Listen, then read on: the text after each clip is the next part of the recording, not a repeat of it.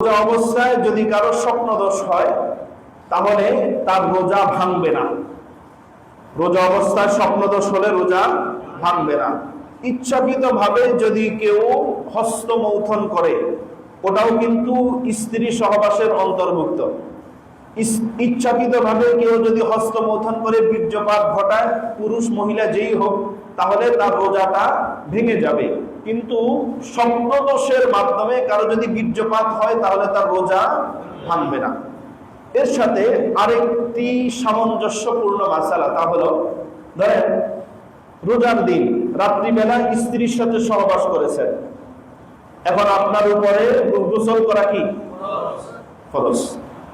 এখন আপনি সেহরির সময় আপনার ইচ্ছা হলো যে আমি সেহরির আগে দিয়ে উঠে তারপরে আমি ফ্রেশ হব। এখন আপনি সেহরির আগে এমন সময় উঠলেন, আপনি দেখলেন যে আমি যদি গোসল করতে যাই তাহলে সেহরি খাওয়া যাবে না। এই অবস্থা আমাদের হয়ে থাকে।